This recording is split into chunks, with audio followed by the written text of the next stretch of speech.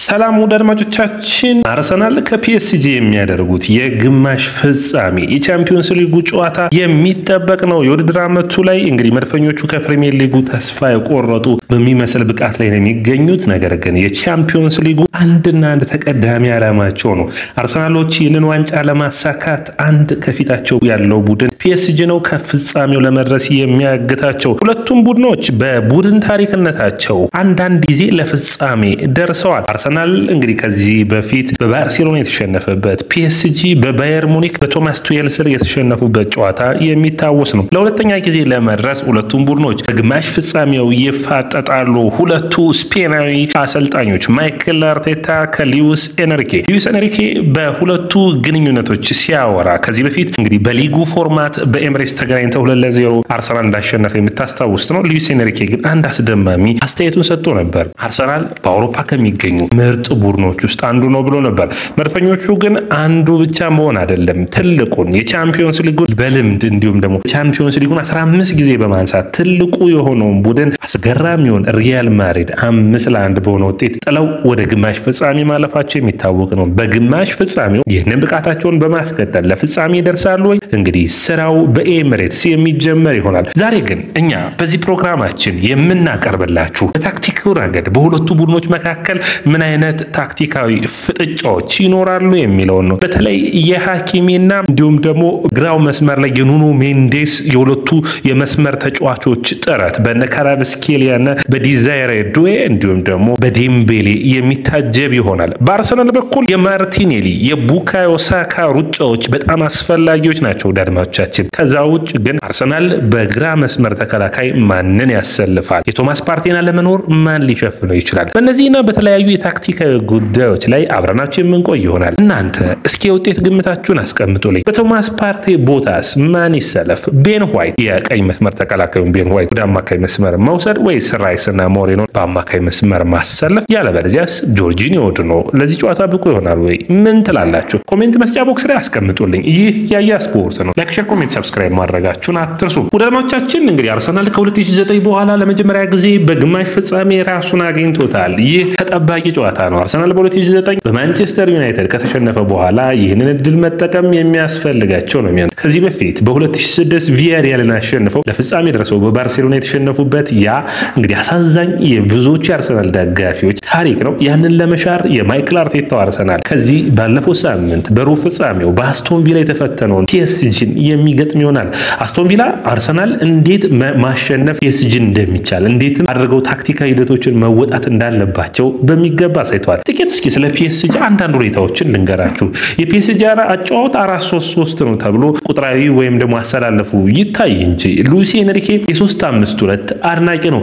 አርሰናልም እንደዚህ አይነት ሚናዎችን እንደሚወድ ይታወቃል። ነገር ግን በሉዊስ ኤንሪኬ 3-5-2 ውስጥ ትልቁን ሚና ሊወጣ የሚችለው ሃኪሚ ነው። ምክንያቱም ኑኖ ሜንዴስ ኢንቨርትድ ዊንገር ከሚሆን ይልቅ ሳካን ለማቆም ጥረቶችን የሚያደርግ ይሆናል። ሃኪሚ ግን ኢንቨርትድ ዊንገር ሆኖ የሚያገለግል ይሆናል። እንግዲህ በጣም የሚጠበቀው የሚሆነው በመጀመሪያው ጨዋታ አርሰናል በሊጉ ወይም ደግሞ በቻምፒዮንስ ሊጉ በሊጉ ፎርማት 2-0 ሲያሸንፍ ዴምቤሌ በስነ ምግባር ጉዳይ እንዳልነበር የምታስታውሱት ነው። ስለዚህ በዚህኛው ጨዋታ የሚመለስ ይሆናል። በአጥቂ መስመር ዴምቤሌን ብንጠብቅ በሁለቱ መስመሮች ደግሞ ካራቭስኬሊያና ዲዛይሬ ዱዌ ወይም ደግሞ ባርኮ ላይ ሊሰለፉ ይችላሉ። ስለዚህ የሃኪሚ ሚና በጣም የሚጠበቅ ነው የሚሆነው። አማካይ መስመሩ ላይ የሩይዝ ቪቲኒያና ጆ ኔቬስ የሚጠበቁ ይሆናል። የነዚህ የሶስቱ ተጫዋቾች ውህደትና ፍጥነት እንዲሁም ክህሎት በጣም አስፈሪ እንደሆነ የሚታወቅ ነው። እንግዲህ በፒኤስጂ በኩል የኑኖ ሜንዴዝ እና እንዲሁም ደግሞ ሃኪሚ በመስመሮቹን በደንብ ለጥጠው የሚጫወቱ ቡድኖች ናቸው። ነገር ግን አርሰናልም በዚህ በኩል የሚተኛ አይደለም። በተለይ የማርቲኔሊና ቡካዮ ሳካ በመስመሮች የሚያደርጓቸው ሩጫ ከትሮሳርድ የአጥቂ መስመር ጥምረት ጋር ውጤታማ ያደርጋቸዋል ወይ? የምናየው ነው የሚሆነው። ትሮሳርድ ባለፉት ሳምንታቶች ያሳየው ድንቅ ብቃት በዚህ ጨዋታ ላይ በቋሚ መሰለፍ እድሉን የሚያሰፋለት ይሆናል። ባለፉት ጨዋታዎች 4 ጎሎችን አስቆጥሯል። ነገር ግን ለአርሰናል አስቸጋሪ የሚሆነው ሃኪሚን እና እንዲሁም ደግሞ ባርኮላን ወይም ዲዛይሬ ዱዌን በዚህ መስመር ላይ ለማቆም የሚሰለፈው የግራ መስመር ተከላካዩ ማን ነው የሚለው ነው። ሉዊስ ስካሊ ወይስ ቤን ዋይትና ቲምበርን በማሰለፍ ቲምበርን ወደ ግራ መስመር የመውሰድ የማይክል አርቴታ ተመራጭ ይሆናል። ይህ የሚጠበቅ ነው የሚሆነው። አርሰናሎች በዲሲፕሊኑ ረገድ ቦታቸውን ጠብቀው በመጫወቱ ላይ ረገድ በሚገባ መስራት ይጠበቅባቸዋል። ፒኤስጂን ከአንዱ መስመር ወደ አንዱ መስመር ኳሶችን የመቀየር ስዊች ፕሌይ የምንለው በሚገባ የሚያደርጉ ቡድኖች እንደሆኑ የሚታሰብ ነው። የሚሆነው። ስለዚህ አርሰናል በግራ መስመር በኩል ማንን ያሰልፋል? ተመራጭ የሚሆነው እንግዲህ አንደኛ በስፔሱን በፍጥነት ለማጥቃት ስለሚወዱት ይህንን ቦታ እንግዲህ ስካሊን ማሰለፍ ለአርሰናሎች ሪስክ ሊኖረው ይችላል። ነገር ግን ማይክል አርቴታ በትልቁ የቻምፒዮንስ ሊግ ጨዋታ በሪያል ማድሪዱ ሊዩስ ስካሊን አምኖ በዛ ቦታ ላይ እንዳጫወተው አይተናል። ስለዚህ በዚህ ጨዋታ ላይ ይህንን ተጫዋች ያሰልፈዋል። የምናየው ነው የሚሆነው። አርሰናል በስካሊ በኩል ኳሱን ለመያዝና ለመቆጣጠር በጣም የተመቸ በኢንቨርትድ ሚናነቱ ያስመሰከረ ተጫዋች ነው። ስለዚህ ስካሊ የሚሰለፍ ከሆነ ግን የማርቲኔሊን ከፍተኛ የሆነ እገዛ ይፈልጋል። ያ ማለት አርሰናል ማንቸስተር ሲቲን ባሸነፈበት ጨዋታ ላይ እንደ አምስተኛ ተከላካይ ሁሉ ማርቲኔሊ ተመልሶ ሲከላከል ልናየው የምንችል ይሆናል። እንግዲህ ሌላኛው ትልቁ ሂደት የሚሆነው ቶማስ ፓርቴን ማን ይተካዋል የሚል ነው። ነገር ግን በዚህ ሁኔታ ላይ እንግዲህ ሶስት አማራጮች ይታያሉ። አንደኛው ራይስ እና ሞሪኖን ማሰለፍ ነው። ራይስ በዓለም ላይ ካሉ ምርጥ 6 ቁጥሮች ውስጥ አንዱ ነው። ስለዚህ ወደ ቦታው መመለስ ነው። ሞሪኖን በ8 ቁጥር ሚና ማጫወት ነው። ኦዴጋርድ እና ሞሪኖ ያ ተመራጭ ሊሆን ይችላል በኢፕስዊች ታውን ጨዋታ ላይ እንዳየነው። ነገር ግን ጆርጂኒዮ ከጉዳት የሚያገግምበት እድል ካለ ጆርጂኒዮን ማሰለፍም ሌላኛው ሊሆን ይችላል። ቤን ዋይትም ወደ አማካይ መስመር ማምጣትና ራይስና ለመንካት ሞሪኖን በአጥቂ መስመር ላይ ማቆየትም ሌላኛው ምርጫ ሊሆን ይችላል። በአጠቃላይ ግን አርሰናል እንግዲህ የሞሪኖን በ8 ቁጥር ሚናነት በሚገባ ሲጫወት አይተነዋል። ክራሽ ቦክስ በማድረግ ሳጥኑን በሚገባ በፍጥነት እድሎችን አግኝቶ ሹት አድርጎ ጎሎችን በማስቆጠር በሚገባ የሚጫወት ተጫዋች ነው። ራይስ ደግሞ በ6 ቁጥር ሚና ላይ በጣም ያየ ነው። ጥሩ ፐርፎርማንስ ከሚያደርጉ ተጫዋቾች ውስጥ አንዱ ነው። ስለዚህ አርሰናል ራይስን የሚመልሰው ይሆናል። ይህ ማለት በአውሮፓ ቻምፒዮንስ ሊግ በጣም የሚታወሰው የአምና በስታዲየም ድራጋው ፖርቶን በገጠሙበት ጨዋታ ላይ ዲክላን ራይስ በዛ ሚና ላይ ሲጫወት ይታያል። ነገር ግን ይህ አስቸጋሪ የሚያደርገው ደግሞ ዲክላን ራይስ ቢጫ ካርድ እንዳያይ መድፈኞቹ ጥንቃቄ ሊወስዱ የሚጠበቅ ነው የሚሆነው። እንግዲህ ይህንን የሚያደርግ ከሆነ አርሰናል በሞሬኖ በኩል ሉዊስ ኤንሪኬን የዳይመንድ አሰላለፍ ቅርጽ ማቆም ይጠበቅበታል። ብዙ ጊዜ በእግር ኳስ የሶስት አንግል ወይም ደግሞ የትሪያንግል በምንለው በጣም ብዙ ሰው ያንን የሚያደርግ ይሆናል እግር ኳስ ሲጫወት። ነገር ግን ኤንሪኬ በዳይመንድ የሚያምን ነው። በዳይመንድ አጫወት ስታይል በቀኝም በግራም በሁለቱ መስመሮች ዳይመንዶቹን በመፍጠር ከአንዱ ክሮስ ወደ አንዱ ክሮስ በማድረግ የሚፈጥረው ነው። ያ ደግሞ ፕረስ እንዳይደረጉ የሚያደርጋቸው ነው። ስለዚህ አርሰናሎች በጣም ወደፊት አግሬሲቭ ሆኖ ሉዊስ ኤንሪኬውን ፒኤስጂ ማጥቃት አንዱ አማራጭ ነው። ያለበለዚያ ግን ወደ ኋላ የሚያፈገፍጉ ከሆነ ደግሞ ሉዊስ ኤንሪኬ በቀላሉ የሚወጣ ይሆናል። አርሰናል በጣም ጥሩ ተመራጭ የሚሆንላቸው ግብ ጠባቂው ዶናሩማ ለስህተቶች የተጋለጠ ስለሆነ የሚገባ ፕረስን ማድረግ የሚጠበቅ ነው የሚሆነው። እንግዲህ ከዛ ውጭ የሉዊስ ኤንሪኬ ዳይመንድ ቅርጽ ሲታወስ ደግሞ የቪቲኒያ ፋቢያን ሩይዝ እና እንዲሁም ደግሞ ጆao ኔቬስን ማድነቅ ይጠበቃል። በተለይ የቪቲኒያ ጆao ኔቬስ እና ፋቢያን ሩይዝ እነዚህ ሁሉ ብዙዎቹ 6 ቁጥርና 8 ቁጥር መሆን ይችላሉ። ሜቢ ፋቢያን ሩይዝ በ10 ቁጥር ሚና ላይ ነው እንችላለን እንጂ ቪቲኒያ እና ጆao ኔቬስ 10 ቁጥር መሆን የሚችሉ ነው። ስለዚህ በጣም ተለዋዋጭ ነው። የትኛውን ማቆም እንደሚጠበቅበት አታውቅም።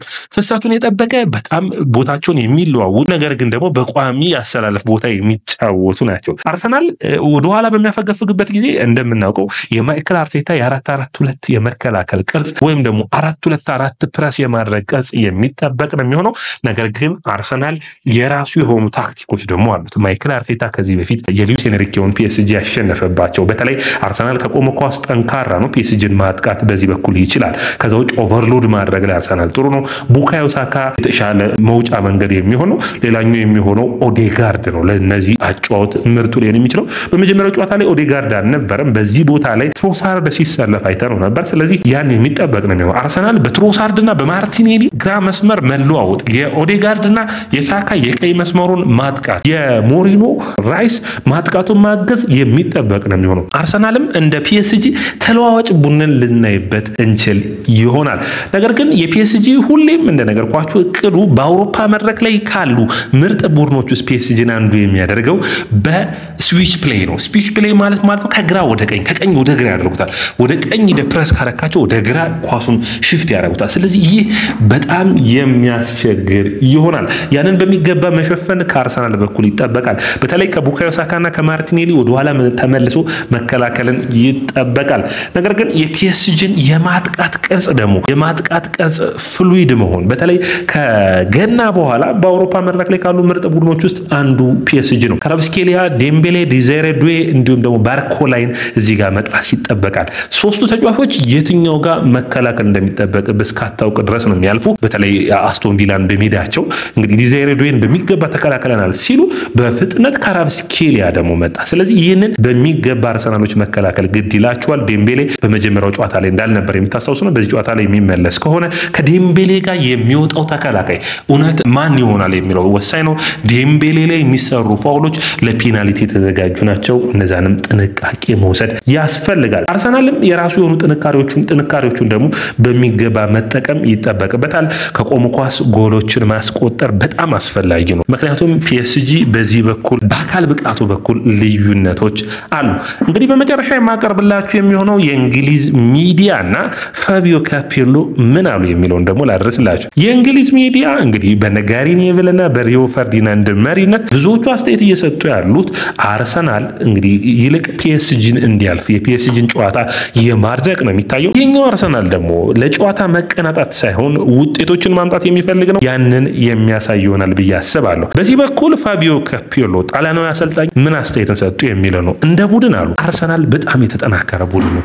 እንዴት ክፍተቶችን ሊሰጡ የሚችል ቡድን አይደለም። ስለዚህ አርሰናል ላይ ያሉ ችግሮችን ከማይልቅ የፒኤስጂ ለመልሶ ማጥቃት መጋለጥን በሚገባ ያለው በማለት አስተያየታቸውን ሰጥቷል። ያ ማለት እንግዲህ ሮጀርስ እንዴት ፒኤስጂ እንደበጠበጠው አይታችኋል። በቦል ፕሮግሬሽኑ በኩል አርሰናል እንደ ሮጀርስ አይነት ተጫዋች ባይኖረውም ነገር ግን ያንን ቦታ ሚኬል ሞሪኖ ሊሸፍነው ይችላል። ሚኬል ሞሪኖ በማይሸፍንበት ሳይት ደግሞ ዲክላን ራይስ ሊሸፍነው የሚችል ነው። ሁለቱ 8 እና 6ን የለዋውጡ መጫወት ግድ ይላቸዋል። ቦሉን ፕሮግረስ በማድረግ በተለይ የሁለቱን የመስመሮች ክፍት ያደርጋሉ። እንደነገርኳችሁ በ3-5-2 አጫወት ውስጥ ትልቁ ሁኔታ የሚሆነው ከሶስቱ ተከላካዮች በሚገባ ስፔሶችን አይዘጉም። ማርቲኔሊና እንዲሁም ደግሞ ቡካዮ ሳካ ይህንን ቦታ ማጥቃትና ጎሎችን ማስቆጠር ከአርሰናል በኩል የሚያስፈልግ ነው የሚሆነው። ደርማቻችን ያያ ስፖርት ነው። የእናንተን ውጤታዊ ግምታችሁን አስቀምጡልኝ። ላይክ፣ ሼር፣ ኮሜንት፣ ሰብስክራይብ ማድረጋችሁን አትርሱ። የእናንተን አስተያየት የምጠብቅ ነው የሚሆነው። በቀጣይም ተከታታይ የሆኑ ፕሮግራሞችን በእነዚህ ጉዳዮች ላይ